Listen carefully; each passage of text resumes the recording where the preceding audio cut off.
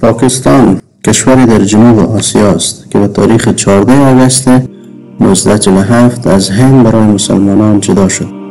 پایتخت این کشور اسلام آباد است.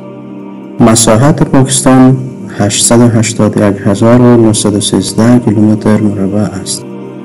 پاکستان دارای تنوع زیادی از مناظر طبیعی است، از صحراهای خشک و گرم تا کوههای برفی و زیبا. یکی از صحراهای مشهور در پاکستان که در جنوب شرقی کشور واقع شده صحرای تهر است. این صحرا از جمله خشکترین و گرمترین مناطق پاکستان شناخته می شود. پاکستان دارای برخی از کوههای مشهور و بلند جهان است. بلندترین قلعه کوهستانی پاکستان و جهان کوهستان قره سپار است که ارتفاع آن بیش از 8611 متر از سطح بحر است که در کوههای همالیا واقع شده و جزء ارتفاعات پاکستان و چین محسوب می شود.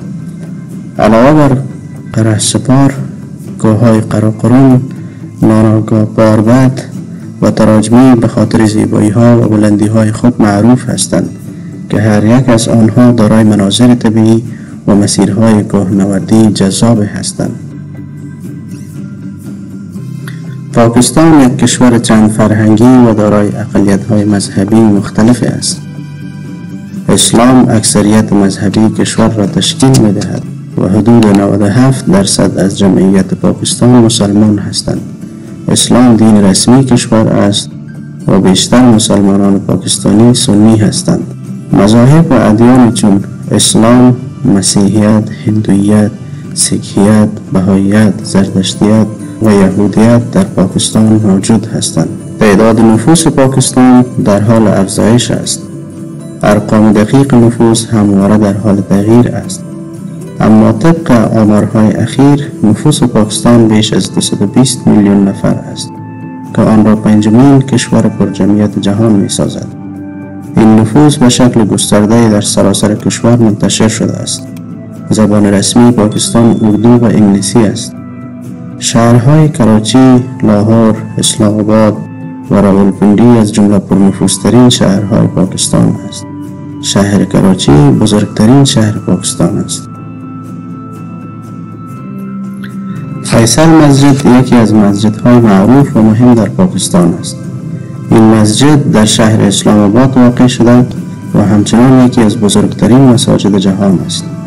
فیصل مسجد به نام میر فیصل شاهباز خان شاه پاکستان معروف به شاه فیصل نامگذاری شده است که از سال 1976 میلادی تا سال 1988 میلادی حکومت کشور را بر عهده داشته است.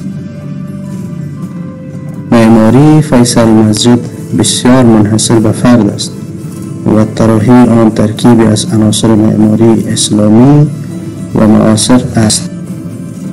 این مسجد دارای 4 برج زیباست که به خاطر بلندی و زیبایی چشمانداز فوق‌العاده را به مسجد می‌بخشد. هر برج به ارتفاع 70 متر می‌رسد و بر روی آن به طور معمول چراغ‌های شبانه نصب شده که مسجد را در شب بسیار زیبا می‌سازد. این مسجد ظرفیت در حدود 300,000 نفر برای نماز جماعت را دارد. به علاوه فیصل مسجد دارای یک موزیم و کتابخانه بزرگ است که مربوط به فرهنگ اسلامی و تاریخ پاکستان می باشد. از لحاظ گردشگری فیصل مسجد یکی از مقاصد مهم در اسلام آباد است و همه ساله گردشگران بسیاری از سرتاسر دنیا به این مکان می آیند تا این آثار فرهنگی و معماری را ببینند و از زیبایی آن لذت ببرند. مسجد پادشاهی یا مسجد عالمگیری یکی از مساجد تاریخی پاکستان است که در شهر لاهور واقع شده است. این مسجد به دستور اورنگزیب عالمگیر آخرین امپراتور گورگانی هند در سال 1673 میلادی ساخته شد و از بناهای مهم معماری اسلامی در پاکستان به شمار می رود. این مسجد دومین مسجد بزرگ پاکستان به حساب می آید. از مسجد پادشاهی به عنوان نقطه تحول در تاریخ معماری شبه‌پاره هند یاد می شود که همه شکوه و زیبایی دوره گورگانی در آن متمرکز شده است. این مسجد پس از مسجد شاه فیصل که در اسلام آباد واقع شده دومین مسجد بزرگ در پاکستان و جنوب آسیا و پنجمین مسجد بزرگ جهان است که گنجایش 5000 نمازگزار را دارد و از جاذبه های مهم گردشگری پاکستان به شمار می رود. کیلاش قوم هندو ایرانی ساکن هندوکش است.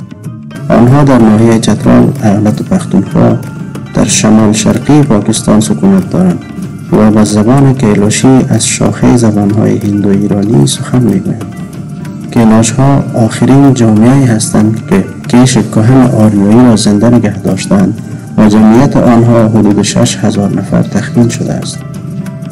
کیلاش ها از اصیلترین مردمان آریایی هستند. فرهنگ مردم کیلاش بسیار منحصر به فرد و کاملا متفاوت از اقوام همسایه ایشان است و به همین جهت این قوم بسیار مورد توجه مردم شناسان قرار گرفتند.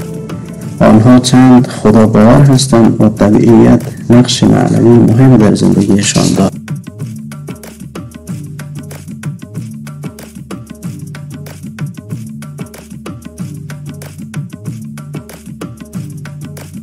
زراعت یکی از بخش‌های مهم اقتصادی پاکستان است و کشاورزی در این کشور از اهمیت ویژه‌ای برخوردار است. برخی از محصولات زراعتی مهم پاکستان شامل موارد زیر است.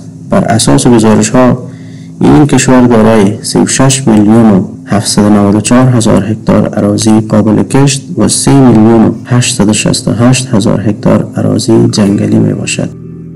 مهمترین محصولات کشاورزی و باغی این کشور در سال 2019 سیب 500 هزار تن، زردآلو 104 هزار تن، کیله 135 هزار تن، لوبیا 139 هزار تن، مرچ 101 هزار تن، خرما 483 هزار تن، جواری 7 میلیون و 200 هزار تن، پیاز 2 میلیون و 79 هزار تن، کینو 1 میلیون و 679 هزار تن، نخود 448 هزار تن، کچالو 4 میلیون و 869 هزار تن، برنج 11.1 میلیون تن، پنبه 4 میلیون و 490 هزار تن، نیشکر 66 میلیون تن، تنباکو 104 هزار تن